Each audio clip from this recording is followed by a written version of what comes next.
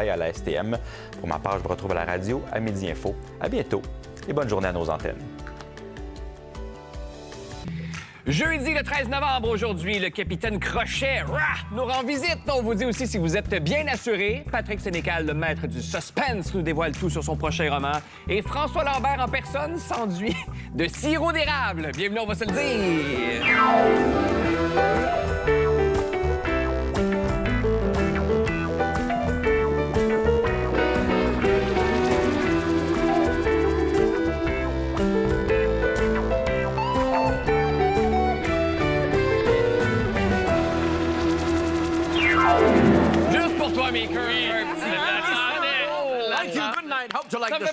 Ça me fait plaisir.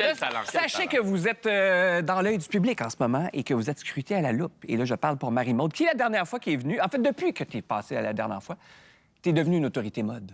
Ah, c'est vrai. Parce que les gens... Non, mais les gens étaient en liesse sur les réseaux sociaux, adoraient ton kit. Là, tu as changé ta couleur de cheveux. Ben voyons donc. Non, mais c'est vrai. C'est l'icône de la mode. Ben De la oui. mode. L'icône de la mode. De la mode. De la mode. De la mode, de C'est l'amour. la Marie-Maude. Ouais, c'est Oui. ça. Là-dessus, je vais y aller, moi. Non, mais tout peut arriver aujourd'hui, Marie-Maude. OK. Tout peut arriver. En plus, on est avec Benoît Brière sur le plateau parce que Tout là... peut arriver. Tout Rien peut que ça à arriver. dire. Oui, l'imprévisible comédien Benoît Brière. On a Marie-Maude Denis qui est là. Julie Bélanger, bonjour. Allô. Et Mika Guerrier, dont c'est le Bonjour. retour. Avec un petit rhume, mais c'est correct. Ouais, un petit rhume. Mais c'est pas la COVID au moins. C'est ça, il s'est testé avant de passer. de ce côté-là. Non, mais je fais attention. Non, mais on dirait qu'on a oublié que ça existe, mais... Je sais. Non, moi, je côtoie beaucoup de gens, la c'est COVID ça. en ce moment, c'est... Et voilà pourquoi Ouais. je me suis testé. Et voilà. L'épidémie à Ouais. la radio de On a encore... Tout peut T'as encore ça, des tests? Ben, j'avais un enfant, fait que j'en ai Ah plein, oui. moi. Il y en a plein, il y en a Sont-ils plein. passés date? Non. Commence avec un sujet qui fait beaucoup réagir là, depuis quelques heures. Disons un commerce, OK? C'est un commerce, un restaurant ferme ses portes, mettons, 22 à 22 heures. Est-ce qu'en tant que client, vous vous attendez à ce qu'on soit servi jusqu'à 22 heures? C'est ça le concept. C'est l'émission Tout un matin qui a ravivé hier ce débat-là, qui divise les réseaux sociaux. Fait que d'un côté, tu as les clients qui sont fâchés, qu'on passe la mop entre leurs jambes, alors que le resto est censé être encore ouvert. De l'autre, tu as les employés qui disent, ben j'ai pas le choix. Moi, mettons 22 heures, j'arrête d'être payé. L'aspirateur, c'est moins pire que la mop sur les... Ben, est-ce qu'on a... Moi, j'ai travaillé dans beaucoup de commerces de détail à l'époque. Ouais. Mika aussi, Moi je aussi. pense. Ouais. Julie, Ouais. comment ça se passait, vous autres? Ben moi, on dirait que je peux comprendre. Parce que moi, je Ouais. travaillais dans une boutique Pentagone, pour pas la Oh! nommer. Ouais, à l'âge de 16 Oh, ans. mon Dieu! Ah ouais, ouais. J'avais un beau look Pentagone. Mais tu sais, à partir de 17 h, mettons, c'était fini. Ben c'est plate quand t'as un client qui rentre à Oui, ça, c'est moins sûr. 4, là, mettons. Là. Mais Tu sais, t'étais fait que quand même je comprends. payé. Moi, c'était toujours... On punchait.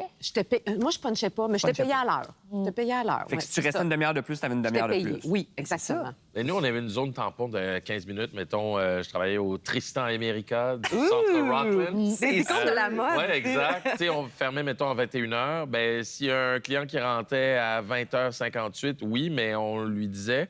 Puis on pouvait fermer, mais sans que ça dérange le client. Tu sais, fait que oui, commencer à mettre les vêtements dans l'ordre de grandeur Ouais. sur les racks, des choses comme ça. Mais l'aspirateur et tout, non. Ça, Non. c'était- C'est sûr que tu regardes le client un peu. On se regarde tout en fait. Ouais. Mais dans les restos, je peux comprendre aussi là, qu'on vient de te demander bon, est-ce que vous voulez un dessert, voulez-vous un autre plat parce que la cuisine va fermer. Ça, je peux comprendre aussi. Là. C'est assez dur, les journées sont longues. Ouais. Moi, je les comprends. Mais il y a quand même des... En tout cas, je ne nommerai pas, mais il y a une chaîne où, en tout cas, une demi-heure avant la fin, ils commencent déjà à enlever tout des présentoirs, mais c'est un endroit où tu vas commander de la bouffe. Ouais. En tout cas, je ne vais pas le nommer, mais tu te sens quand même un peu moins le cheap fun. de rentrer, puis il reste une demi-heure. C'est quoi, c'est où, ça? C'est c'est ta brossard. C'est une chose ronde, mais avec un trou dedans. Mais non, c'est ça, c'est que tu te sens mal d'entrer, puis il reste une demi-heure. T'es Mais pas à moi, 5 je me minutes de souviens, fermeture. mes jobs de vente au détail, j'ai travaillé chez Chaussures Aldo, j'ai travaillé... Hey, on est vraiment tous oui, des on est îlots de vraiment- même, hein? oui, Non, oui, je m'excuse, je travaillais dans une shop de fabrication de... Je m'excuse, je disais non. Les outils une demi-heure avant la fin aussi? Non, non, non. Ce qui était long dans le temps, c'était les caisses. Il me semble que c'était Ah oui, compter la interminable, caisse. compter la caisse. Puis là, tu sais, il y avait l'argent, puis les petits relevés. J'imagine que ça s'est simplifié quand même, ces opérations. J'imagine. Mais moi, je m'adresse quand même aux clients. au moins, moi, je m'excuse quand j'entre. Tu sais, ça m'arrive là, 10 minutes avant. Puis hey, je suis là 2 minutes, je sais que vous fermez bientôt. Mais tu sais, d'entrer puis de prendre ses aises puis d'essayer, tu sais, tu te sens plein de kits Tout à essayer, déplier les chandails. Come on. Oh mon Dieu, Puis ça, tu prends c'était rien, insupportable. finalement. Oui, là. exact. Oui, exactement. Un sujet un petit peu plus sérieux, il y a 10 ans, jour pour jour aujourd'hui, donc le 13 novembre en 2015, des terroristes, rappelez-vous, menaient plusieurs attaques à travers Paris, tout en simultané, dont dans la salle de spectacle du Bataclan. Au total, il y a 131 personnes qui ont perdu la vie, 400 qui ont été blessées. Et là, 10 ans plus tard, la France se souvient, mais en fait, le monde entier se souvient. Je ne sais pas si on peut comparer ça au 11 septembre, mais il y a un petit peu le « t'étais où quand c'est arrivé? » Je ne sais pas, t'étais où le 13 novembre? J'étais dans mon salon. Je regardais ça avec horreur. Puis ce soir-là, c'était un vendredi, puis ça finit bien la semaine. On passait à 19 h. Donc là, je regardais le bulletin de nouvelles, puis j'étais vraiment dans tous mes états, puis je me disais, hé, il me semble que j'enlèverais notre émission. Oui, c'est bizarre, oui. Il me semble que on n'est pas prêt là, à rire. Puis finalement, l'émission avait eu lieu. Tu sais, je suis pas la boss, là. Je suis pas la boss de la diffusion. Mais finalement, les gens nous avaient écrit pour dire, hey, ça a fait du bien, cette petite bulle-là, avant de replonger. Mais il y avait comme un déchirement de, mon Dieu, il me semble que je me sens pas bien de rire dans mon salon alors que ça vient de se passer. C'est ça. Puis on s'est senti proche de cette tragédie-là parce que tous les témoins parlaient français. On s'identifiait, tu sais, Je pense que ça... Bon, Benoît, toi, tu as vécu à Paris, en plus. Mais du fait de la langue et que les informations nous arrivaient, là, vraiment, on vivait ça en direct. Moi, j'écoutais Anne-Marie Dussault, je pense, qui était en émission spéciale à RDI, puis j'étais dans ma cuisine, je pouvais pas faire autre chose. Mais non. Puis le Bataclan, pour ceux qui sont déjà... Moi, je suis déjà allé voir un spectacle là-bas. C'est une salle, un peu comme le MTLUS à Montréal, plus gros que l'Impérial à Québec, mais c'est ce genre de salle-là que tout le monde connaît, là. Tu sais, c'est une grande salle. Bien, moi, j'étais comme recherchiste à l'époque. Là. J'avais fait un retour dans les médias. J'étais recherchiste à la radio. Puis ça a été vraiment un baptême de feu là, cette période-là. Oui, ouais, c'est ça. Vraiment. Puis je remplaçais. Puis il fallait... Puis c'est là que j'ai découvert un petit truc de recherchiste. Utiliser Google Street View pour trouver les commerces à proximité, parler à des gens qui étaient sur place. Puis c'est ça, le fait que c'était en français. Tu sais, il n'y avait pas la traduction. Puis tout ça, c'était directement... Tu parlais aux gens qui étaient là. Ça a été assez... ça a été un choc. Là. Ça rendait ça assez épouvantable aussi, le caractère des attaques en cascade. Ouais. Parce que il y a comme un effet de panique qui est créé par... tu sais, il y a quelque chose de neuf, il y a quelque chose de nouveau, c'est en développement, ça arrive. Très 11 septembre. Sont en mouvement. Tu avais le Pentagone, tu avais à New York, puis peut-être exactement. ensuite à Washington, on voulait attaquer d'autres endroits. Tu sais. Si jamais vous voulez lire vraiment un bon livre, V13 de Emmanuel Carrère, c'est un auteur français qui a suivi tout le procès des terroristes, mais du point de vue des accusés, du point de vue des victimes, du point de vue des juges, c'est exceptionnel. Vraiment, c'est à lire. Moi, c'est en lisant ce roman-là, c'est pas un roman, c'est un récit. C'est un récit. Que la tragédie m'a vraiment... Ça m'a happé là, émotivement, comment... Même pour le... V13. Tu sais, tout ce qui est nouvelle en continu, tout ça, déjà, ça avait commencé avec le 11 septembre, même avant ça avec O.J. Simpson, mais on dirait que ça a comme cristallisé quelque chose, non? On vit vraiment les trucs à la seconde où ça arrive. Oui, c'est instantané. Puis, souvenez-vous aussi, après le 11 septembre, on est passé comme en mode émission spéciale. Puis on dirait que c'est un mode qu'on n'a jamais quitté, qu'on est toujours en mode super tension. Toujours, on est toujours en breaking news, Moi, on est tous les toujours matins, en pour dernière vrai, c'est heure. devenu un truc. Dès que je me réveille puis j'ouvre la presse, tout le temps, il n'y a rien aujourd'hui. J'ai toujours l'impression que ça va être une journée où on va suivre quelque chose de terrible. Puis moi, ça a changé J'ai même... un peu arrêté, moi. Ah oui, t'as arrêté de faire ça? Oui, j'ai un peu arrêté de... Ça te... Il y a des moments où il faut... Je suis probablement trop sensible. Ouais. Je suis comédien, vous savez. Ah oui, c'est vrai? Oui. Alors, et je pense que je suis trop sensible. Il faut... Moi, je fais OK, j'oublie. Et des fois, tu arrives au travail, puis là, hey, t'as dessus. J'ai fait, non, je veux pas le savoir. Ouais. Je veux pas le savoir. C'est terrible parce que tu dis, on devrait le savoir. Oui, on mais je devrait comprends. protéger. Moi, j'ai commencé à le faire, puis je travaille en info maintenant presque 100 du temps, mais ça m'arrive de fermer la radio. D'entendre des nouvelles. On l'a entendu récemment, 2 jeunes qui ont agressé grand-mère, père, dans 2 cas différents. Puis il y avait trop de détails. Oui, c'était très graphique. J'ai arrêté la radio, puis j'ai fait, je vais écouter de la musique. C'était trop. Fait que moi, je suis junkie ben raide, là. J'ai de la misère à pas être en train d'écouter une forme de radio parlée ou d'information. Puis des fois, je mets de la musique, je suis comme... Oh, wow, ça fait donc du bien. C'est ça. Mais c'est comme... Je suis comme... Pourquoi je m'offre pas cette sensation-là plus souvent? Ouais. Je sais que tu me disais qu'on va se le dire roule en continu chez vous. Là, La collection. C'est ça qu'elle disait. Oh oui, elle écoute ça Salle tout de le temps. maquillage. Ouais, les vieux épisodes. Mais c'est drôle, mais le sport, ça sert à ça aussi. Moi, c'est pour ça que je suis content aussi de travailler dans le sport. C'est que ça t'aide à décrocher. Des fois, bon, il y a beaucoup d'enjeux sociaux et tout, mais ça aide de décrocher justement de ces moments-là de tension puis de dire, OK, là, je vais juste regarder une game. Mais Tout t'es n'est pas... pas Mais- nécessairement mais rose dans le c'est monde ça, du j'allais sport. dire. Il y a Je des m'en vais à un spéculations. énorme scandale là, qui vient d'éclater dans le monde Ouais. du sport il y a quelques semaines. Là, ça vient d'arriver. 34 personnes, écoutez ça, qui ont été arrêtées en lien avec des paris illégaux dans la NBA, dont un entraîneur-chef, dont un joueur, et il y a la mafia new-yorkaise qui serait impliquée. C'est comme un truc... C'est un film d'espionnage. Honnêtement, moi, c'est la première chose que j'ai dit. On dirait un film d'espionnage. C'est très James Bond. Parce que Chelsea Billups, c'est une ancienne vedette de la Ligue nationale de hockey. Et pour comparer, comme Martin Leclerc le disait dans un de ses textes, c'est comme si Martin Saint-Louis était pris dans un scandale imaginé avec la mafia montréalaise. Moi, je n'aimerais pas de nom, tu le feras pour moi. Mettons, la mafia montréalaise qui organise des parties de poker. On invite Chelsea Billups parce que c'est une vedette. Puis là, on dit aux autres joueurs qui ont beaucoup d'argent, hey, venez jouer. Chelsea Billups est là ou Martin Saint-Louis est là. Puis on se rend compte finalement qu'on espionnait les joueurs, mais avec des tables rayons X, avec Des lunettes spéciales. Mais lunettes voyons qui, donc. qui permettaient de voir à travers les cartes, avec des oreillettes, des caméras cachées et tout. Donc la partie était truquée. Et dans le cas de Terry Rozier, qui est un joueur de basket de la NBA, bien, lui, il donnait de l'information sur soit des joueurs qui étaient absents parce qu'ils étaient blessés, ou carrément, il disait aux gens de parier sur ses performances, de dire que je réussirai pas plus que 7 points aujourd'hui. Et comme par hasard, après quelques minutes dans le match, il dit qu'il est blessé, puis on se rend compte qu'il n'est pas vraiment blessé. Mais ils sont fascinant. multimillionnaires.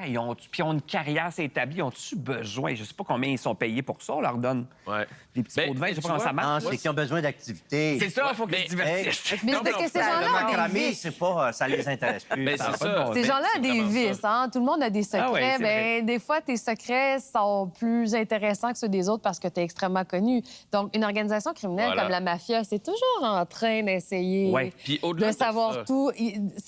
Les mafieux, là, c'est des patineurs incroyables Ah sur ouais? les vedettes, sur les politiciens. Ben oui, ils veulent pouvoir te tenir par les Ben, la petits coercition, cheveux c'est du ça. milieu, là, comme C'est- on souvent, dit en ça va être la anglais. coercition, mais au-delà de ça, tu sais, puis juste pour être complètement transparent, je fais les chroniques mises au jeu. Je pensais dire, faut être calme. Moi aussi, je fais des paris Non, illégaux. non, Bon, mais mettons, je le dis. Non, je joue jamais, en fait. Le pire, c'est vraiment ça. Je fais les chroniques à RDS, mais il faut aussi se rendre compte que le jeu, ça peut être un problème, ça peut être un vice. C'est pas juste une question d'argent. Il y en a qui sont accros. Puis quand tu regardes dans le cas des athlètes, tu te demandes, mais pourquoi il fait 5 millions par année, puis il a juste fait 5 000 $? Il y a la coercition, mais il y a aussi le fait que de prendre des chances, de prendre des risques, de risquer un Ouais, peu. ça donne un thrill. Le thrill, exactement. Et ça, c'est un problème, puis il faut être capable d'en parler puis de dire que dans le sport, c'est un problème parce que ça touche à l'intégrité du sport. Et si les partisans commencent à douter du résultat, bien là, on a un problème. Là, on n'a plus le goût puis on n'a plus d'intérêt à regarder le sport. Mais ça, c'est intéressant ce que tu viens de dire, juste le dire, parce que 5 000, c'est ce qu'a reçu Ortiz, qui est un joueur de Ouais. baseball. Parce qu'il y a aussi eu 2 joueurs qui ont été pris dans des paris Deux illégaux dans la lanceurs, ouais. Ligue majeure de baseball, mais il a reçu 5 000 Ouais. Il doit faire, je sais pas combien de millions par Voyons année. tu sais. C'est comme des pinottes. Mais là, ils vont-tu faire de la prison, ces beaux garçons-là? On ne sait pas, il va y avoir de l'enquête et tout, mais il y en a certainement, ou du moins, ils vont être bannis du sport si on les trouve comprends. coupables, comme c'était le cas avec Porter, un autre joueur qui a joué pour les Raptors. Lui aussi a été pris dans une histoire comme ça de paris légal. Il a essayé d'influencer les résultats des paris par ses actions, mais lui a été banni à vie de la NBA. Et Ce là, serait 30 ans de prison, le risque. Ouais. Tu sais, c'est pas rien, là. Puis là, il y a un autre scandale aussi dans les sports de combat. Tu sais, on parlait de la mafia. Ça a été longtemps, là, la boxe, tous les combats truqués, Oui, où oui, tu vois mais des, ça, des résultats louches. Genre, tu te couches au 3e round, puis on te Et donne là, le Ça, temps. je pense que c'est pas criant d'actualité. Là. Ça, je pense que c'est une affaire à la Ouais. fine pointe de Oui, mais au 1950. UFC. là. Oui, mais UFC. Non, je sais bien, mais ce que je veux dire, c'est qu'on a continué à regarder la boxe. On a essayé de nettoyer Oui, entre oui, guillemets, oui. la boxe, mais là, on parle des arts martiaux mixtes, qui est probablement le sport de combat le plus couru en ce moment. Là, Mais ça Mika, commence à être un problème. j'entendais justement Martin Leclerc, notre collègue, dire que, tu sais, comme piste de solution pour le trucage dans le sport, ce serait en fait que les ligues n'embarquent dans aucun pari qui ne concerne pas l'équipe, qui dépend d'une performance individuelle. Qu'est-ce que tu en penses, toi? Bien, moi, quand je regarde ça... C'est-à-dire qu'une personne peut tricher, Ouais. mais là, toute l'équipe, tu sais, c'est un... Ça, c'est un marché lucratif. l'idéal, 14 ben oui. milliards, ça, c'est au Canada, là, l'industrie du pari. Fait que c'est sûr que les ligues aussi Les vont ligues chercher veulent leur part du gâteau leur part là-dedans. du gâteau. La bonne nouvelle, par contre, moi, ce que je veux dire par rapport à ça, c'est Ouais. que il y a beaucoup de ces scandales-là qui sont découverts grâce aux plateformes en ligne parce qu'on se rend compte, grâce entre autres à l'intelligence artificielle avec les algorithmes, Ouais. comment ça, tout à coup, il y a à peu près 100 000 paris sur telle action, telle C'est un activité. peu louche. Alors qu'il y en a eu à peu près 3-4 en moyenne dans les derniers mois. Mais c'est comme ça qu'on est capable de lever le drapeau puis de dire il y a un problème ici. Mais oui, c'est sûr que les performances, il ne faut pas que ce soit des paris où l'athlète, lui, individuellement, puisse influencer parce que sinon, c'est beaucoup trop facile de se mettre la main dans l'engrenage. Je pense que les ligues Tu es en train de voudront me gérer. dire que l'IA elle peut servir à quelque chose. Ça peut servir à quelque chose. Oui, puis Comme attends, bien des tantôt, on choses, reçoit ça François dépasse Lambert, tu vas voir, ça Ouais, peut je le servir à sais, des j'en très sais belles- hâte. Mais j'espère juste que ça ne va pas remplacer nos acteurs. Non! On ne le sait pas. On ne le sait pas encore. Je termine avec un problème que dans les grandes villes chinoises en ce moment, parce que c'est comme partout, là, le prix des loyers, c'est tellement élevé que là, il y a de plus en plus de jeunes Chinois qui n'ont plus les moyens d'avoir leur propre chambre, ni même leur propre lit. Et donc, ça m'écoeure. On dirait qu'il faut qu'ils se trouvent un coloc de lit. Aïe, Fait que t'as un matelas, mais t'as chacun ta petite couette. Toi, je sais, il paraît que t'as Non, déjà ça fait dépend, ça peut être... Non, oui, j'ai vécu une expérience formidable. Non, tu sais, à un moment donné, tu... qu'est-ce que je fais- t'as non, OK. Oui, Tout le monde est bouche bée, là, on écoute.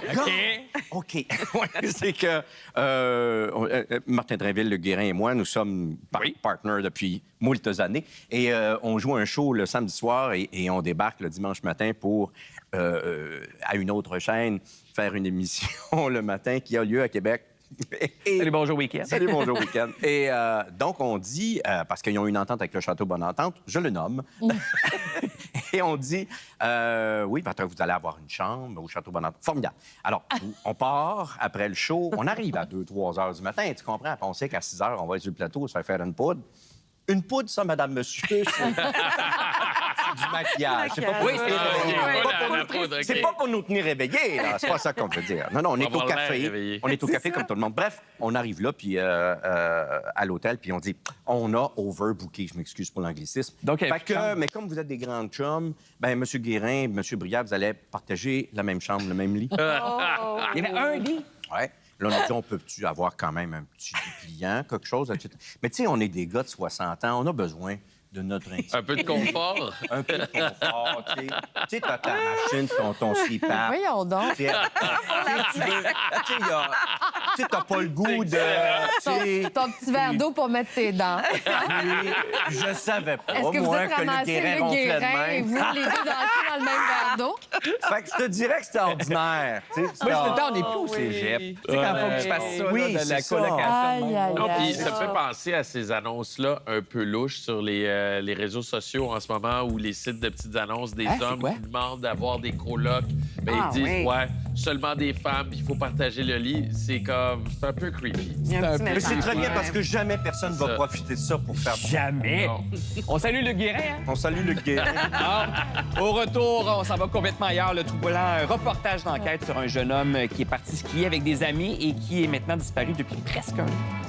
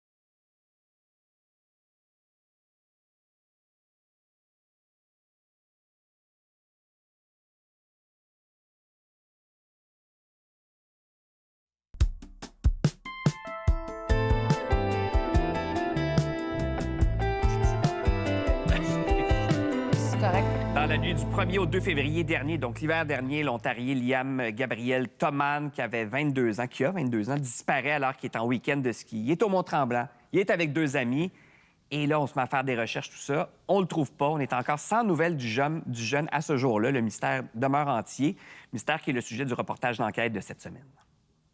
Je me réveille vers 8 heures. Je vois que Liam n'est pas dans la chambre. Je le texte. « Yo, t'es où? » Le scénario le plus probable, c'est il est sorti au bar, il a rencontré quelqu'un, il est allé chez cette personne-là. On peut pas le rejoindre parce que son téléphone est déchargé ou parce qu'il dort. Alors on va skier et on appelle à toutes les heures. Ensuite, 2 fois par heure. Ensuite, 3. Une vingtaine d'appels plus tard, on se dit « Ouais, il y a quelque chose qui cloche. » Marie-Maud, je fais attention à mes mots, mais on peut considérer ça comme un fait divers, ce que vous ne traitez pas souvent en enquête. En tout cas, c'est assez rare, les disparitions et tout ça. Pourquoi cette histoire-là est importante à aborder? Bien, tout simplement parce que quand la mère de Liam m'a contactée, parce qu'en fait, elle a contacté nos collègues du réseau anglais, puis finalement, ça s'est retrouvé un peu sur mon bureau. Puis mon collègue journaliste à la recherche dit il y a une mère qui cherche son fils. Tu sais, honnêtement, c'est pas le genre d'histoire que j'entreprends en général, mais cette femme-là m'a happée complètement. Et le mystère de ce qui est arrivé à ce jeune homme-là m'a happée complètement. Parce que souvent, quand il y a des disparitions, il y a des facteurs de vulnérabilité. C'est des fugues ou c'est une personne qui a peut-être des problèmes de santé mentale. On pense à un geste volontaire de soit quitter, soit vouloir mettre fin à ses jours. Là, il n'y a rien de ça dans cette histoire-là. C'est un gars qui est sur le party avec ses amis de 22 ans. Vous les avez vus, là, les jeunes hommes. Premier week-end de ski avec leur argent, Mont-Tremblant, l'hôtel, sont contents, ils sortent au bar. Et puis, Liam, on peut le voir entre 3h et 3h15 du matin sur tous les petits morceaux de caméras de surveillance qu'on a pu rabouter, qui part du bar, le Petit Caribou, jusqu'à son hôtel, qui est à 200 mètres, là. Tu sais, au beau milieu du village touristique de Mont-Tremblant. Fait qu'il serait disparu dans un tout petit quadrilatère. En fait, il disparaît des caméras. Il semble aller vers l'arrière de son hôtel plutôt que vers la porte d'entrée, mais... Encore là, tu sais, c'est un secteur qui est fréquenté, qui est éclairé. Tu sais, on ne peut pas aller très loin là, à pied. Et c'est le mystère total. Les policiers ont vu un piéton vers 4 heures du matin. C'est vraiment une ombre dans le stationnement. Puis on ne sait pas si c'est lui. On ne sait pas si c'est lui. On sait que c'est une ombre d'un piéton. On n'a pas plus d'informations. Et ça, la carte que vous voyez à l'écran, ça, c'est ce qui a été ratissé, soit par la police, soit par des bénévoles formés. Alors, vous voyez l'immense périmètre autour de Mont-Tremblant qui a été ratissé. Aucune trace. Moi, je reviens à la mère qui t'approche. Tu représentes quoi, toi, pour la famille? Tu es un journaliste? Parce qu'eux, j'imagine, sont à bout de ressources. Ils ne savent plus où aller cogner. Bien, vous les connaissez, les cas célèbres de disparition au Québec. Ben oui. On a eu Cédric Caprovenche, on a eu Ariel Kouakou, Marilyn Bergeron. Tu sais, c'est des gens qui pouvaient aller dans les médias, qui parlent français, puis je pense que ça a capté l'attention de la population. Eux, les parents, ils sont dans la région de Toronto. Ils parlent pas français. Fait qu'ils savent pas comment ça fonctionne, nos médias francophones, puis tout ça.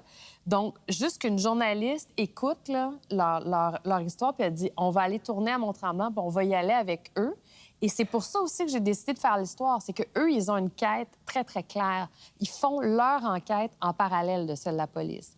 La mère de Liam va dans tous les commerces de Mont-Tremblant supplier les gens de mettre l'affichette, le poster de son fils et supplier les propriétaires de commerce de lui donner les bandes vidéo. Parce qu'elle cherche encore qui a parlé à son fils en dernier pour essayer de comprendre dans quelle direction il s'en allait. C'est tellement anxiogène, juste d'écouter ça comme parent. Oui. C'est... t'es prête à tout, là, à remuer ciel et terre. Puis tu dois tellement te sentir impuissant. Je comprends tellement cette femme-là de mener ta propre enquête puis de ne pas abandonner. Parce que si ton enfant ne revient plus à la maison, là, qu'est-ce que tu fais? Tu restes chez vous à... Elle fait ça à temps plein maintenant. Est-ce que tu sens qu'il y a aussi un manque de confiance envers les autorités? J'ai pas senti envers ils sont assez contents du travail de la Sûreté du Québec. J'ai pas senti de critique, à part le fait que, comme tout parent, ça rend fou, puis tu voudrais tu voudrais qu'ils fassent des barrages policiers puis qu'ils contre-interrogent tout le monde. Par contre, ils ont exprimé beaucoup d'amertume envers la corporation privée qui gère Mont-Tremblant, de ne pas avoir mis plus de l'avant cette disparition-là, notamment sur ses réseaux sociaux. Et ça, c'est quelque chose qui nous a été dit beaucoup par des résidents là-bas, des commerçants, que, tu sais, il y avait comme une volonté de pas trop... Pas faire de bruit pour pas éloigner les touristes. Ben, c'est ça, Parce exact. que c'est une image de destination, carte postale. On a demandé une entrevue à Mont-Tremblant parce que il y a aussi les caméras de surveillance qui ne fonctionnaient pas à certains endroits. Ah ouais. La maire déplore qu'il n'y ait pas de caméras de surveillance à certains endroits. On a voulu leur parler de leur réaction, de leur attitude aussi. Et puis, ils n'ont pas voulu nous donner une entrevue. Ils ont dit qu'ils soutenaient la famille depuis le début. Mais on a vu une toute autre attitude d'un autre centre de ski parce que dans le cadre de ce reportage-là, on s'est intéressé à une autre disparition qui a eu lieu dans l'ouest du pays, dans un autre resort de ski. Ouais. Et c'est des circonstances vraiment troublantes, vraiment très semblables à celles de Liam. Et ce que la mère de cet autre enfant-là qui est disparu, qui s'appelle Ryan, a dit, c'est qu'il faut que la famille se prépare parce que il y a des groupes de gens qui sont vraiment... Vous allez trouver ça fou, là. Hein? C'est des passionnés total de true crime, puis de documentaires criminels, Ils puis vont d'enquêteurs vouloir mettre dimanche. la main à la... Ils Ouais, veulent OK. tellement participer à l'enquête, fait qu'ils t'inondent de théories foireuses du genre « Je pense que j'ai vu ton fils. » Il y a quelqu'un qui m'a dit qu'il a vu ton fils. Il est itinérant au voyons Texas. Ou, Nouvelle tendance. alors, t'as il y a une besoin de espèce de sous-culture d'amateurs de true crime qui harcèlent les parents de familles disparues. Incroyable. Et ça a déjà commencé avec la famille... Qui attend que le Chauvin. reportage soit diffusé parce que ce Absolument. soir, c'est à Enquête 21h sur ICI Télé. Et d'ailleurs, cette disparition-là fait l'objet de la 8e saison du balado Histoire d'enquête. C'est disponible sur Radio-Canada Audio. Je m'en vais complètement ailleurs. Il y a le média web de Conversation qui, lui, nous apprenait récemment qu'il y a de plus en plus de jeunes qui se tournent vers l'intelligence artificielle, ta bonne amie, Au secours. Benoît, mais pour se confier. Donc, c'est comme ça devient leur oreille. Il n'y a pas de jugement et tout ça. Et pourtant, on le sait, c'est un outil qui est biaisé, qui pourrait mal les guider. Je ne sais pas, vers qui vous tournez? Vers qui tu te tournais, toi, jeune? Des amis. Bien, c'est ça. Le téléphone, Ben, des t'sais. amis, des gens autour de moi. Mais je vois tout ça, puis moi aussi, ça me fait tellement peur, l'intelligence artificielle. Peut-être que j'ai trop regardé Black Mirror. Je ne sais pas Oui. si vous avez vu cette série-là, mais c'est sur toutes les dérives possibles de la technologie. Puis on dirait qu'on y est, là. On dirait qu'on est entré là-dedans, oui. dans cette nouvelle Ben oui. réalité-là épeurante. Tant qu'il y aura de l'homme, il y aura de l'hommerie. Oui. Partout, il y aura des gens pour se servir de ça. Terminator 2. Ouais. Terminator Moi, 2. je reviens toujours Se à ça. servir de ça pour... Mais- Tiens, voilà un beau C'est mieux d'appeler moyen. Telaide. Telle aide Montréal. Je te vois? dirais que c'est une meilleure option. Qui Ouais. sauve littéralement des vies. Ah oui, oui, oui, ça existe depuis plus de 50 ans maintenant. Puis je regardais les statistiques, là, c'est 22 000 appels par année encore aujourd'hui, 24 énorme. heures sur 24. Est-ce Il y a que ça des se gens qui maintient? sont Est-ce là. que c'est assez stable Oui. malgré ces outils-là? Oui, bien, c'est ça. C'est plus les jeunes qui vont aller vers ChatGPT puis ces affaires-là pour pas les nommer, mais on se rend compte dans les gens qui appellent telle aide, il y a 65 des gens qui sont des aînés.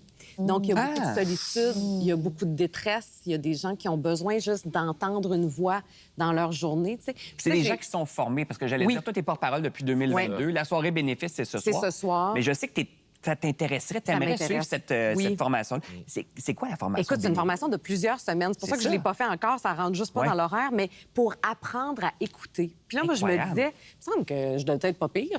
T'es animatrice. je fais des entrevues depuis longtemps, mais je me rends compte avec les gens que j'aime, moi, je suis plus du genre à « Ah, ben là, t'as-tu pensé à faire Oui, c'est ceci? » Moi, j'apporte des On solutions est parce que... tellement en mode solution. Oui, parce qu'on a de la difficulté à gérer la souffrance des gens qu'on aime, tu sais. Alors que telle aide, c'est neutre. Donc, il n'y a personne qui va te dire, t'as-tu pensé Ouais. à ci? Ils vont juste accueillir, t'aider peut-être à nommer tes émotions. Des fois, ça aussi, ça peut être un déclencheur pour apaiser la crise. Mais il y a vraiment énormément de détresse. Puis, tu sais, j'ai fait de la radio communautaire. On parlait de radio avant d'entrer en ondes. J'ai fait de la radio pendant longtemps Ouais. sur une base quotidienne. Puis, il y avait des gens qui m'appelaient des fois, là, C'est sûr. à tous les jours. Puis, je me disais, je suis peut-être la seule personne à qui Raymond a parlé aujourd'hui. Fait que je prenais un petit 2 secondes. Ça va bien, mon Raymond, aujourd'hui? Puis, t'en es où? Fait que Telle aide Montréal, c'est comme un premier filet de sûreté, je te dirais. Je pense pour les gens qui, justement, qui sont Ben seuls, oui. entre autres, les, Ouais. les aînés, ça, L'ennemi c'est qui assez travaille sur troublant. LinkedIn, puis justement, c'est un métier pied. Là. Ben, Oui, bravo oui. à eux. Ah oui, Vraiment bravo Oui, à eux qui vraiment. font ça. C'est une belle Absolument. cause.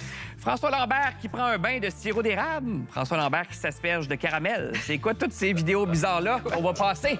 On reçoit François Lambert après la pause. C'est juste François Lambert.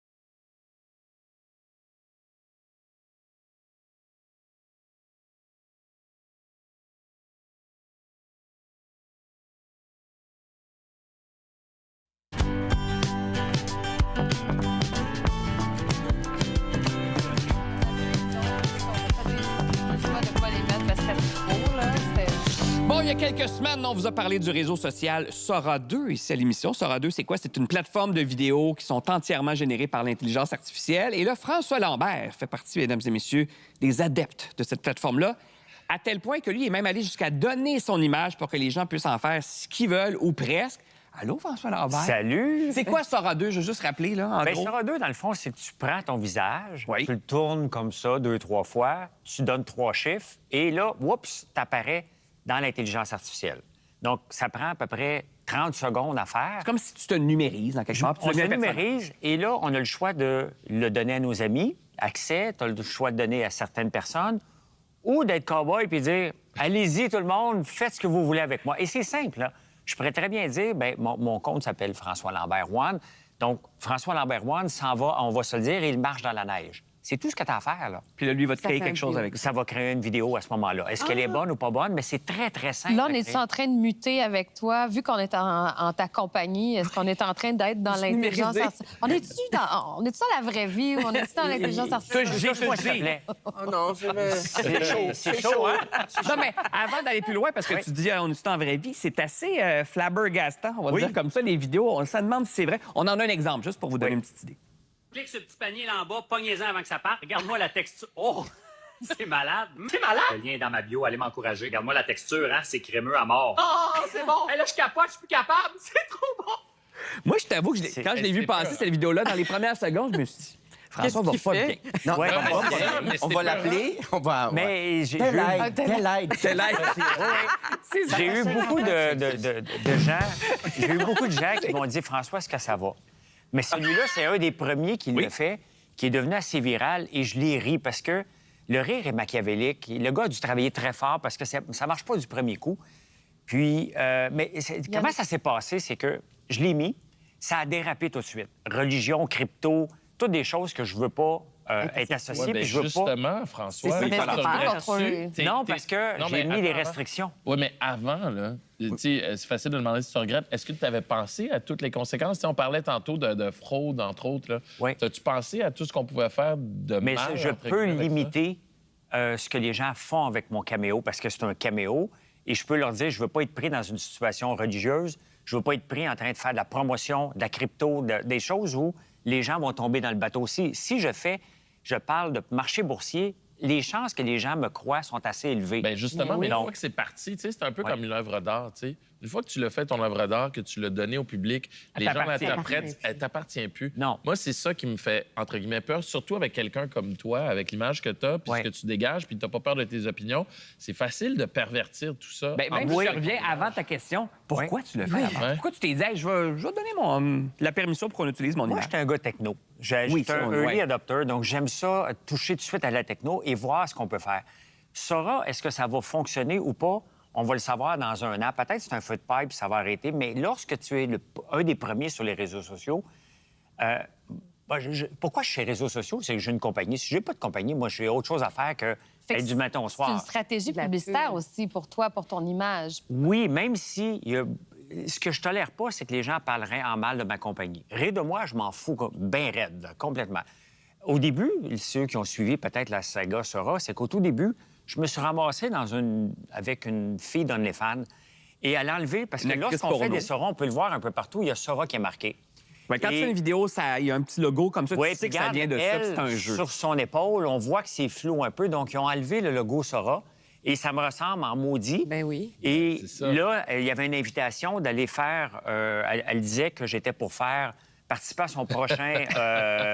Tournoi de Scrabble. tournoi, c'est exactement. ça. Ce qui est vrai. J'ai eu un empêchement. J'ai pas pu y aller. Ça gratte, hein? T'as pas pu te présenter. Et j'ai essayé de convaincre ma blonde que c'était une bonne idée pour le marketing, puis elle m'a dit c'est peut-être pas une bonne idée pour ton couple. Fait que... non, mais ça, pour c'est revenir... l'avocat qui a dit non, on va pas là. Non, mais pour Ça va coûter revenir trop cher. à ça, c'est qu'elle a enlevé le logo et les gens m'ont écrit, m'ont dit François, tu vas-tu vraiment faire ça? Puis je me suis chicané avec elle pour dire non, ça, si on le fait des vidéos, gardez le logo Sora qui est là pour que les gens, au moins, tombent pas dans le... On comprenne que c'est un jeu. Comme qu'il y avait des rives potentielles et il y a eu des rives Bien, c'est potentielles. parce que ça s'est Donc, il y a passé dans la encore des première rives. semaine où Ouais. Sora était disponible. Les gens ne connaissaient pas Sora. Ouais. Encore, il y a des gens qui nous écoutent en ce moment ne connaissent pas Sora. Ben, c'est ça. Ben, Ils moi, vont je connaissais l'apprendre. pas ça, puis j'aurais vu le vidéo avec le caramel sur la tête, puis j'aurais pas compris. J'en ai Même deux à si vous montrer. c'est écrit OK? Sora. Moi aussi, j'appelle. Un de mes préférés, c'est celui où tu cours avec du en mangeant. Ça, c'est de la bonne pub, justement. Oui, tu oui. manges popcorn dans un champ de tournesol. Regardez ça. Popcorn, j'adore ça! Ah! Il en tombe partout, c'est pas grave.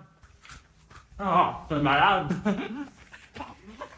Mais Ça fait de la bonne pub, quand Ben, même. parce que je fais pousser des Le tournesols, ben oui. j'ai du popcorn, donc c'est une belle pub.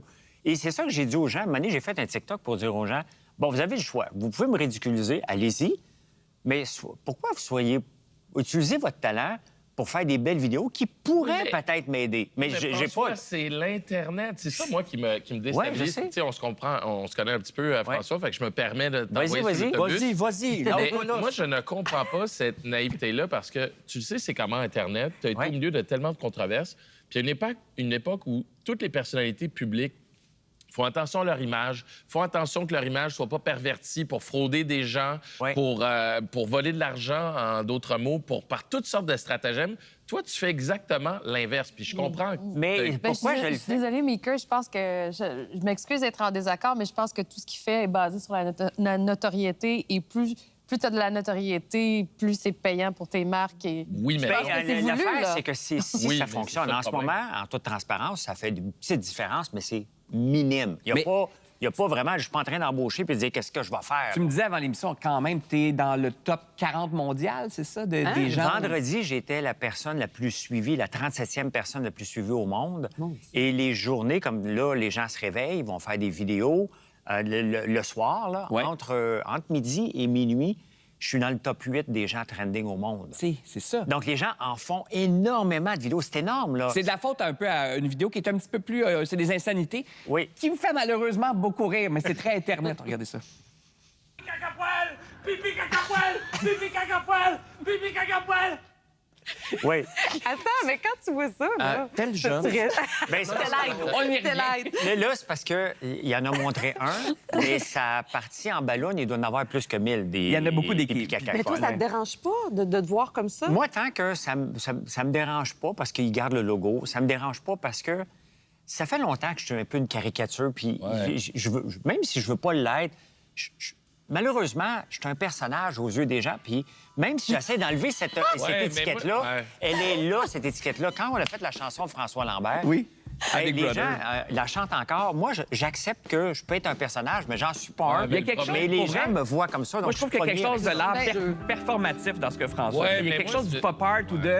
C'est de la culture pop. Ouais, ça, moi, je m'inquiète pas pour François, c'est ça l'affaire. puis c'est ce Mais que je c'est m'inquiète sûr, pour les Marie-Paul. gens qui font pas la différence Oui, entre la voilà, réalité. c'est pour la- ça que je m'inquiète, moi. On a Ouais. tendance à penser que c'est les personnes âgées et c'est les jeunes qui tombent le plus dans le panneau. Et Ben, voilà, alors, c'est ça qui me bug. raison de plus de soigner ça, puis peut-être de s'investir encore plus socialement pour expliquer la différence. Je l'explique à tous les jours, au moins 1 heure par jour C'est sur ça. TikTok en direct. Mais Bon. si vous tombez sur une vidéo étrange de François Lambert, surveillez Il va s'il y a un bien. petit Sora. Non, mais quelque part, c'est ça qui... oui, c'est ça qui c'est est un la jeu. preuve. Merci, François. Ça va Merci être de écrit Sora l'invitation. à droite, Sora à droite. tel jeune à gauche. Il y a pas juste Benoît Brière qui a laissé sa pilosité prendre le dessus comme empathie. Pour un rôle, il y a The Rock aussi, on en parle après la pause. Oh, que oui.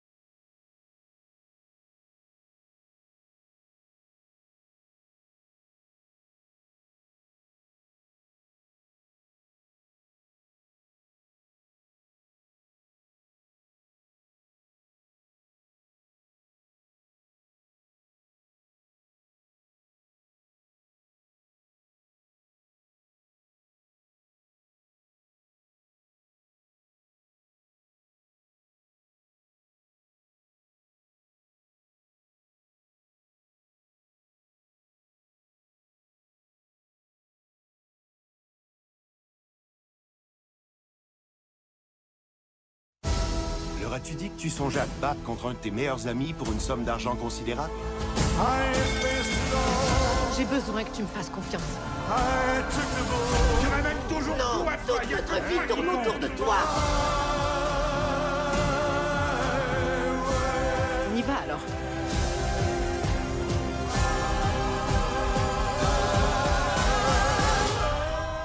Dans le film de Smashing Machine, en français, c'est le combattant Dwayne Johnson, qu'on connaît comme The Rock. Donc, il incarne quelqu'un qui a vraiment existé, qui existe toujours. Mark Kerr, c'est une star des arts martiaux mixtes du début des années 2000. Kerr, qui était en passant présent presque tous les jours. Il était là comme coach, comme conseiller sur le plateau avec The Rock. Et on a quelqu'un ici qui a déjà... C'est parce que c'est particulier de jouer quelqu'un déjà qui existe, mais de jouer quelqu'un qui existe devant le gars qui existe. Devant le gars qui existe, oui. C'est assez particulier. Moi, j'ai réalisé un court-métrage qui s'appelle Mourir en vie, qui a été écrit, scénarisé par Jean-François Chicoine. Dr. Chicoine. Doc Chicoine, notre bon Doc Chicoine. C'est un ami. Ça a été d'abord le pédiatre de mes filles, mais puis c'est devenu un ami.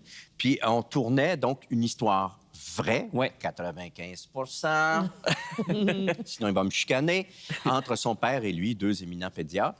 Un soir de Noël, juste avant que son père décède, et on a tourné ça chez lui. Dans les lieux où ça s'est passé pour vrai, avec le grand Marcel Sabourin qui incarnait le père, mais moi, j'incarnais Jean-François Chicoine qui est derrière la caméra. Chez eux. C'était-tu intimidant? Oui, énormément. Ouais, mais je me pose la question, était-ce plus intimidant pour lui que pour moi? J'ai l'impression que oui, parce que lui, il revoit des affaires. C'est très, très étrange, m'a-t-il dit, de revoir des scènes qu'il a écrite. Donc, il est au courant très bien du dialogue qui doit être proche de la vérité. Ben oui. À 95. et là, il est là derrière la caméra. Moi, des fois, il fallait que j'oublie un peu qu'il soit là. Il fallait que... Puis surtout, je le réalisais, fait que j'avais comme deux chapeaux. Mais aussi, il y avait l'avantage, devrais-je dire, de... Attends un petit peu. Cette scène-là, comment ça s'est passé? Qu'est-ce qui... Il est là. Comme c'est nourrissant. Comme The Rock, qui pouvait, en plus, Mark Kerr est là tous les jours. Des fois pour dire, ça... Jamais. Il a été d'un respect. Mais je pense que ça le bouleversait plus qu'autre chose. Ben oui, c'est sûr. Mais pourquoi faire un film sur ce gars-là que les fans de MMA connaissent, là? Ben, le pire, c'est qu'il y a déjà eu un documentaire qui avait le même titre. Exact. Pour parler de l'histoire de Mark Kerr, parce que ça a été un des pionniers des arts martiaux mixtes avant que ça devienne le UFC qu'on connaisse aujourd'hui. Le UFC n'était même pas la promotion la plus populaire à l'époque. Ça se passait au Japon, ça s'appelait Prime. C'est intéressant de ce point de vue-là de voir comment ça se passait au début, mais demande-moi si j'aimais ça. Non. Le film? Non, mais je comprends même pas pourquoi les gens disent que The Rock pourrait être oscarisé pour ça. Ben, on le voit dans la bande-annonce, il veut son Oscar. Non, je comprends, mais c'est pas une performance qui mérite ça. Honnêtement, je vais être vraiment plate, Benoît, là, mais si Benoît Brière avait fait ça, on aurait dit « Ah, ben il a juste fait sa job. » Tu sais, on dirait que parce que c'est The Rock... mon Dieu, c'est incroyable. J'aurais pas été crédible. Non, mais... Parce que là, la prothèse, c'est pas juste d'en face. Non, mais... tu comprends. Mais dans le jeu, ce que je veux dire, c'est que j'ai vu des acteurs, des comédiens beaucoup plus convaincants. Là, il est pas convaincant. Physiquement, cela dit... Physiquement, il est extraordinaire, oui, puis les scènes, puis je comprends, mais il n'y a pas de profondeur. Mark Kerr, c'est un gars qui se piquait beaucoup, donc il prenait des médicaments. Il prenait des médicaments, exact. On en parle un peu dans tout ça, mais il n'y a pas la profondeur, la réflexion dans ce film-là, la courbe dramatique. C'est intéressant, mais je suis sûr que si tu regardes le documentaire, d'ailleurs, je me propose de regarder le documentaire, je suis sûr ça ressemblerait un peu à ça. Fait que j'ai pas été vraiment renversé, mais c'est intéressant de voir un peu comment ça a commencé, mais...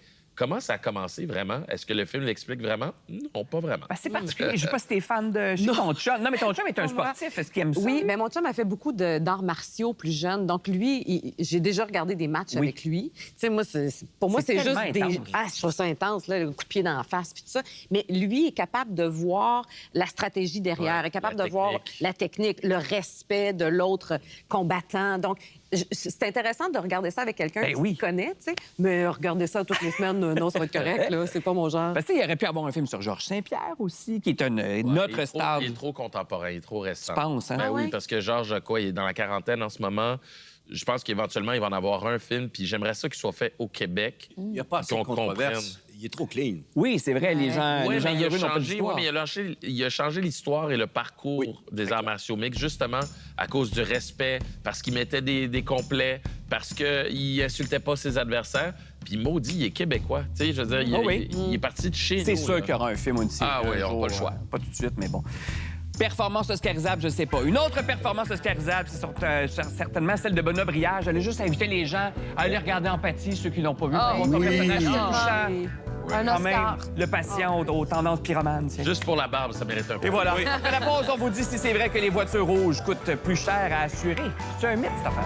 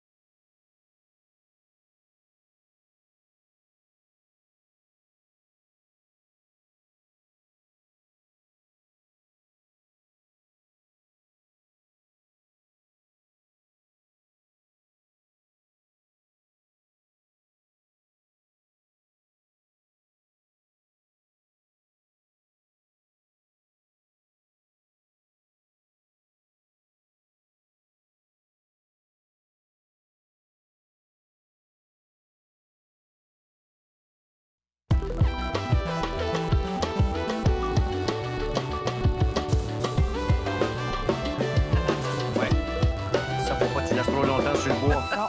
Bon, chaque année, quand vient le temps de négocier nos fameuses assurances, on dirait qu'on était un petit peu nerveux, mal à l'aise, même dans le néant. Moi en maudit. Hein? Moi, oui, non, C'est exact. Mais de quoi est-ce qu'on a vraiment besoin? Comment est-ce qu'on fait pour évaluer nos biens? Bien, on va poser toutes ces questions-là à un vrai expert. Parce que nous, on ne connaît pas grand-chose. C'est le chroniqueur financier Danny Provost. Bonjour, Danny. Bonjour. Et comme on fait des fois dans ces moments-là, on y va avec ceci. Le tir de ma race. Fait que tout le monde y va de ces questions. Hein. Vous pouvez vous picher, mais j'amorce les hostilités. Puis c'est la question que je posais avant la pause. Est-ce que c'est une légende urbaine de dire que si tu as une voiture rouge, ça te coûte plus cher en assurance? Oh! Je sais pas. Je sais pas, la réponse, c'est dans le rire. La réponse est dans le rire. C'est une légende. J'en ai une rouge. Hein? Ah oui, OK, Moi bon. aussi, j'en ai une Puis est-ce qu'on te dit à l'époque, ça va te coûter cher? Non, mais non, on m'a pas OK, dit ça. parfait. Non. Fait que c'est pas Ça vrai, coûte cher, point. On dit que ça attire la police. Ouais. Ça attire la police. Ça attire la vue. Ouais. Ouais, puis souvent, peut-être qu'il y en a qui pensent que c'est encore un jeune fou qui conduit, mais... Et c'est le cas. Non. C'est une couleur. Excusez. Oui, Maker? Bon, la fameuse question, quand on remplit le questionnaire ou on parle à un courtier, à combien vous évaluez vos biens? Comment on fait pour évaluer la valeur de ces biens? Bien, c'est pas facile. Mais ce qu'on te recommande habituellement, c'est de faire le tour de la maison avec ton sel. Tu vas pièce par pièce, puis là, tu regardes, puis si tu as des biens qui valent plus cher, là, tu t'arrêtes un petit peu. Tu sais, c'est un système de son, là. Bang et des bijoux. En tout cas, ce système-là, là, qui coûte cher, bien là, tu prends un close-up avec ton cellulaire. Puis là, ben, tu fais le tour de toutes les pièces. Si tu as vraiment des biens qui dépassent les standards normaux, là, tu les déclares séparément. Fait que là, de cette façon-là, quand tu fais le total de tout ça, ben, ça donne un certain montant, puis tu t'assures pour ça. Tu sais, les assureurs ont tous des standards à l'interne, mais il ne faut pas dépasser ces standards-là si on ne veut pas avoir de problème. Ça fait que on a juste à déclarer oui. C'est vrai qu'à chaque fois qu'on nous demande ça, puis ils donnent souvent un chiffre, ben, est-ce que c'est plus ou moins de temps? Oh, oui, mais c'est tellement près. Ben oui. Oui, parce que Mon même moi, gain. cette histoire de cellulaire que je trouve très intéressante, je ne saurais dire. Il faudrait que je me...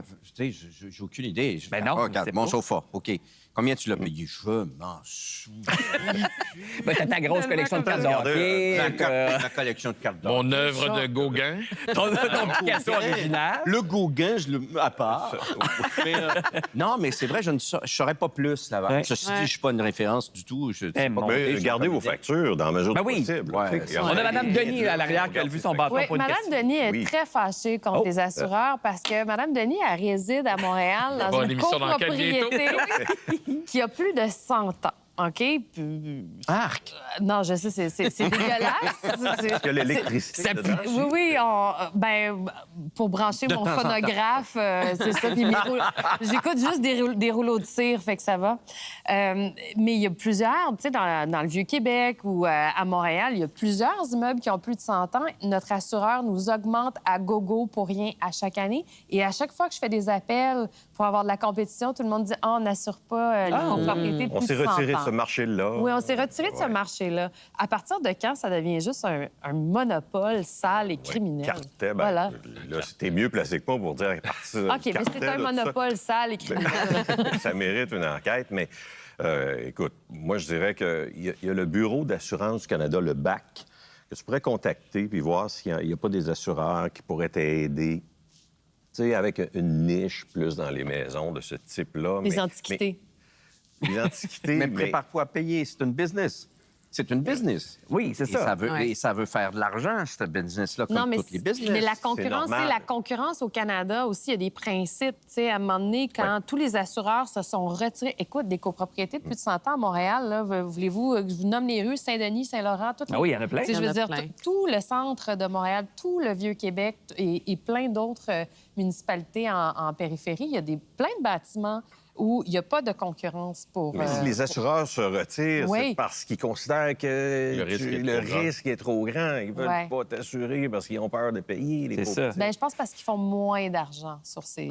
C'est moins intéressant. Moi, je suis dans la même situation que toi, mais parce que ma maison est sur le bord de l'eau. Ah, bon. Donc, il n'y a Oh! aucun assureur. Donc, c'est vraiment le risque qu'on a décidé de prendre. tu sais. Mais moi, les assurances, là, Oui. j'aurais besoin de vous à chaque fois que je renouvelle parce que je fais tout le temps, ah oui, renouvellement, je paye, puis je magasine magasine pas. Est-ce que ça vaut vraiment la peine de magasiner puis de passer du temps là-dedans? Moi, je trouve ça très plat. Oui, mais là, il faut regarder notre taux horaire. Si on sauve 25$ pour l'année, puis on passe Mon Dieu, que c'est plate. 4 jours là-dedans, ça va être...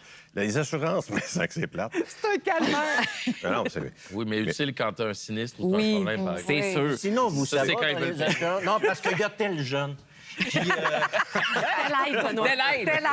Tel aide aussi, mais c'est autre non, mais chose. c'est parce que t'as tel jeune. Moi, j'ai une question parce qu'il y a peut-être des gens, des parents d'enfants, ou ils ont peut-être des petits-enfants aussi, des grands-parents. Bon, les jeunes viennent d'obtenir leur permis. Est-ce qu'il faut déclarer automatiquement quand il y a un nouveau conducteur qui s'ajoute à un véhicule? Moi, ce que je recommande, c'est de le dire à l'assureur. Ça ne veut pas dire que ça va avoir un impact. Bon, moi, il le sait. Si le petit-fils, puis il voulait faire un bon grand-papa, puis il voulait prêter votre véhicule... Tu m'avais regardé à en votre disant petit-fils. ça, là. OK. Ouais, parce que tu vas emprunter le char de ton grand-père, là, évidemment. Oui, c'est ça. Donc, c'est si... pas assurable, ben ta manivelle. Là, À plus de 100 ans. 2 chevaux. oui, c'est ça. Et pas vapeur. Donc, si on est dans cette situation-là, quelques fois par année, là, les assureurs, ça n'augmentera pas la prime. À un moment donné, ils ont tous leurs critères. Oui.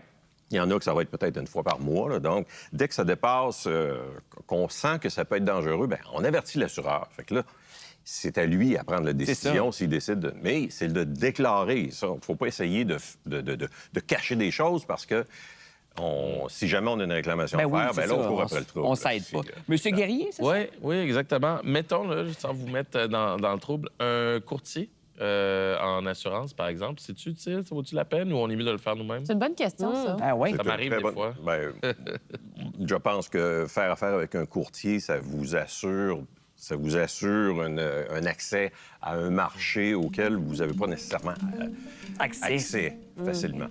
Fait qu'il faut tout dire, finalement. Il faut rien cacher aux assurances. Moi, je vais suggérer de ne pas adhérer à une assurance maladie grave. Non, ça coûte la peau des fesses. Ah oui? Ah oui, hein? Et il y a une liste très limitée de maladies graves. Moi, j'ai fait une péritonite. J'étais à quelques heures du coma, sinon d'une mort éventuelle. Et ils ont regardé la liste, ils ont fait non. Pas dans la C'est pas dans la liste des grave. maladies. C'est pas assez grave. J'adhère plus à ça. C'est un beau témoignage. Ça m'a fait plaisir de changer la liste. C'est l'aide. Merci, Dani. Toujours demander conseil à un comédien. Après la pause, quelque chose d'encore plus terrifiant que les assurances. Patrick Sénécal. Bien envoyé.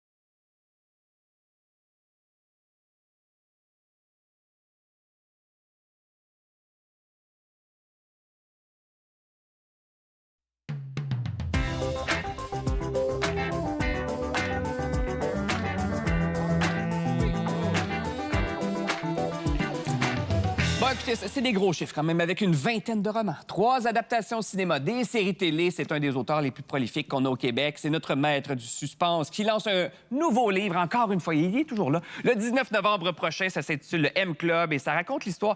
Faut pas révéler les punchs. En gros, l'histoire de Brendan et de Philippe. C'est 2 chums, 2 écrivains. Ils partent en retraite d'écriture à Berlin. Ils se mettent à chercher les sensations fortes. Et ils vont en trouver. Allô, Patrick Sédé. Non, mais je ne veux pas révéler. Il y a beaucoup de punch. Peux-tu t'engager pour être le gars qui fait tous les teasers de mes romans? Oui, c'est pas mal ça, bon. exact. Mais qu'est-ce qu'on peut dire de plus? C'est ça, c'est qu'ils se mettent à sortir parce qu'à Berlin, c'est la réputation. Il y en a un maître. des deux, surtout, que lui, il a entendu que Berlin, c'était la ville qui est... Bon, puis lui, il veut trouver le trip absolu. Puis évidemment, à un moment donné, à force d'aller dans des clubs, des ici, des ça, il se rend quand même compte que tout ça demeure à l'échelle humaine. Là. Puis son chum, il dit, t'as peut-être une vision de Berlin un peu trop romantique. Mais ils vont finir par aboutir dans un club où il n'aurait pas dû aller. Le M-Club. Oui, le M-Club. Ils vont rentrer là de manière illégale. Puis évidemment, comme on est dans un de mes romans, il n'aurait jamais dû aller dans ce club-là. Non, c'est ça. Inspiré beaucoup de tes propres aventures parce que tu fais... Non, mais tu pas le M-Club, mais le reste, Pas le oui. M-Club, mais c'est parce que tu te payes ça, t'es avec des chums, vous allez des fois en retraite d'écriture pour ce livre-là, entre autres, à Berlin. Je suis allé 3 fois à Berlin, écrire 3 semaines de temps, 3 fois. Puis la deuxième fois, je suis allé, je me suis dit, tant qu'à venir à Berlin, fais donc un roman qui se passe à Berlin. Et là, tu es dans l'ambiance, parce que j'aime beaucoup la ville. Puis là, je cherchais un thème. Je voulais pas que ce soit un roman que Berlin sert seulement de carte postale. Je voulais que l'histoire ne puisse que se passer à Berlin, qu'il y ait un lien. Puis le lien que j'ai trouvé, c'est la culpabilité. Parce que Berlin, c'est une ville qui affiche la culpabilité partout. La culpabilité historique, évidemment. D'ailleurs, ce qu'on voit à sa couverture, là, les petits Stapelstein, je ne sais pas trop comment prononcer ça, il y en a partout à Berlin, ces petites plaques-là sur les trottoirs qui indiquent ici a vécu telle personne déportée dans un camp de concentration. Ou même assassinée telle date. Alors, ça m'a donné l'idée du thème de la culpabilité et aussi de l'autre thème, c'est qu'est-ce que ça implique de tuer quelqu'un? C'est quoi l'émotion qui règne quand... J'en ai aucune idée, vous allez dire? Oui. Parce que j'ai jamais fait C'est pour ça qu'on va en apprendre. On va le prendre dans 30 ans. Mais j'ai essayé de réfléchir à ça, puis à quel point les gens doivent être dans le déni quand ils ont tué quelqu'un, de trouver une bonne raison pourquoi ils ont tué quelqu'un. Puis il y a des personnages qui vont témoigner de ça. Là, il ne faut pas que j'en dise trop. Mais voilà, c'est ça. Fait que l'acte de tuer et la culpabilité, c'est pas mal les 2 thèmes de ce roman-là. Moi, j'ai eu bien du fun à juste trouver tous les petits indices qui mènent à toi aussi, parce qu'il y a plein d'histoires. Des fois, un tel dans un salon du livre est arrivé ça. Je fais, ça a l'air vrai, cette affaire-là. En tu fais une référence à 2 chums, Hugo et Ghislain. C'est Hugo Meunier et Ghislain Tachereau. Avec qui je suis allé écrire. Il y a plein de petites références ici et là. Mika, t'allais dire quoi? Ah, rien, non. Moi, c'est juste parce que Patrick, c'est une des personnes que j'aime le plus, mais que j'aille le plus en même temps. Oui, parce qu'il n'est pas capable de l'horreur, mais vous n'êtes pas allé voir un film ensemble d'horreur? Ça a été un des grands moments de ma carrière. C'était pour... C'était plate. Oui, exactement. Mais c'était quoi? Ça, c'est parce que c'est toi. On faisait l'émission de radio Pas tous en même temps avec Karine Lefebvre et on nous avait donné comme mandat d'aller voir un film d'horreur. De Jim Jarmusch. Oui, qui s'appelle Dead Don't Die. Et moi, je déteste, comme tu le sais, les films d'horreur, mais déteste à m'en confesser et le maître de l'horreur.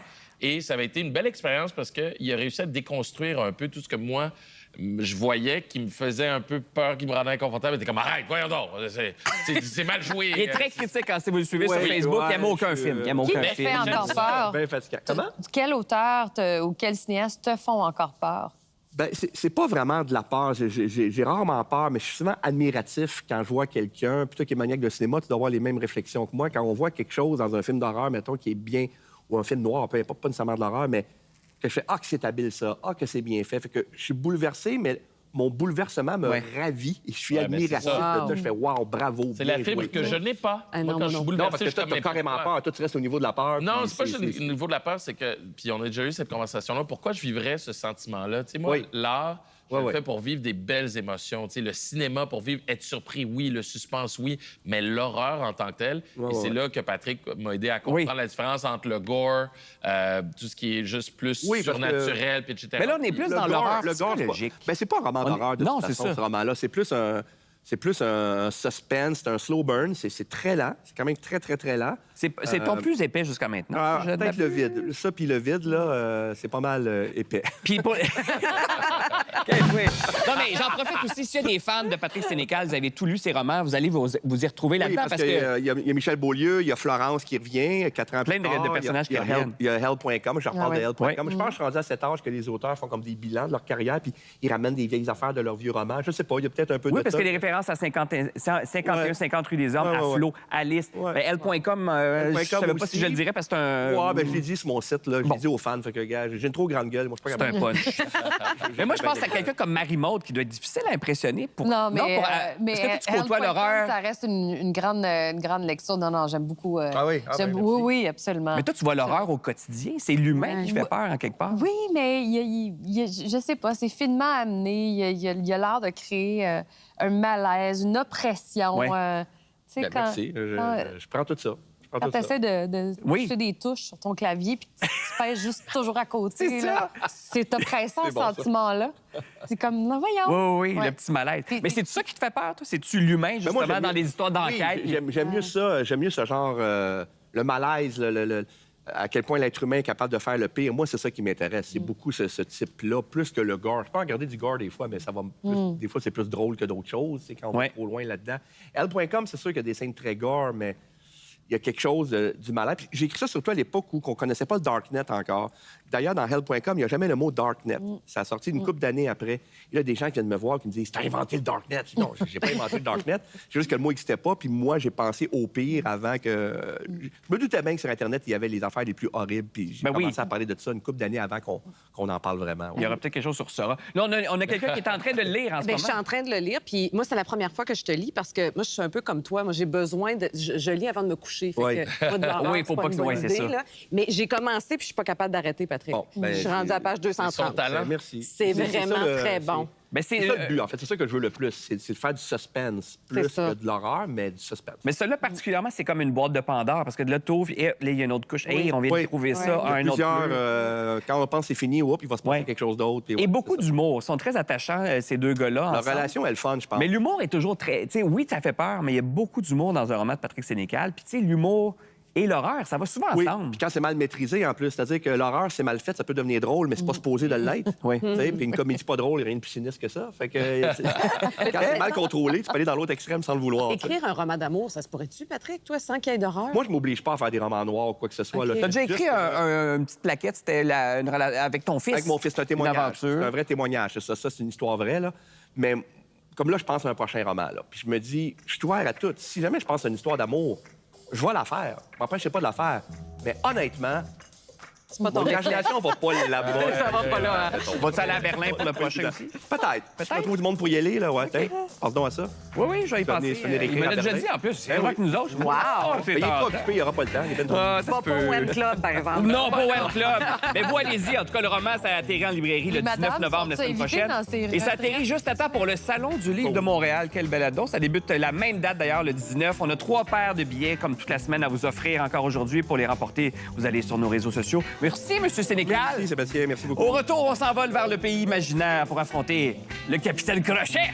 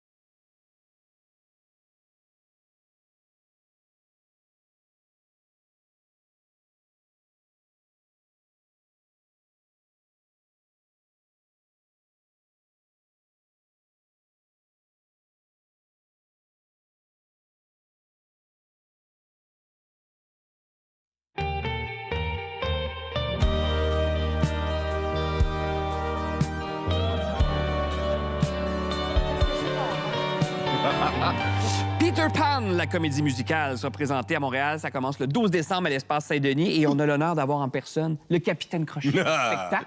Mais c'est une comédie musicale. Oui. Ta première. Oui. Et tu as célébré tes 60 ans l'été dernier. Il y a comme un lien là. Ça sent la bucket list à plein nez. Ça sent la bucket list, c'est sûr, clair, net et précis. T'en reviens pas que tu n'avais jamais fait ça? Non, j'avais jamais fait ça. Tu sais, écoute, j'ai pris des cours de chant à gauche à droite à l'École nationale de théâtre, bien sûr, tout ça. Puis à l'occasion, je la pousse un peu. Ben oui. Pousser est un verbe choisi.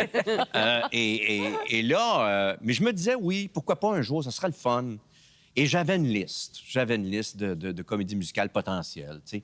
Certaines qui peuvent absolument pas être traduites. Ah, c'est trop attends, mais compliqué. genre quoi, mettons? A funny thing happened on my way to the forum. Je sais pas si tu connais là. Non. J'ai vu ça à New York avec Nathan Lane. Wow. J'étais assis. Nathan Lane, sur tu le as un coup petit de quelque chose de Benoît Brière. Oui, oui. Vous êtes comme des On a cousins failli se cosmiques. rencontrer.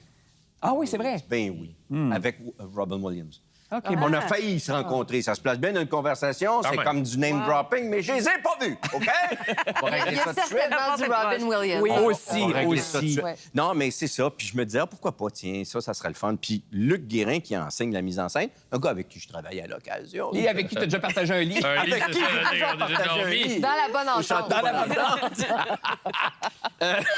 Ça mérite un petit... Yeah, thank you. Good night. Oui, écoute, il m'a appelé, puis il me propose ça. Puis j'ai fait, wow, OK, attends, je vais aller voir, tu sais. Oui, il a 60 ans. Je me dis, j'ai pas le chaud sur le dos. Non, c'est parfait. OK. Et là, je regardais, j'écoutais surtout. Et tu sais, on présente le Capitaine Crochet avec ses pirates au début du deuxième acte dans un tango.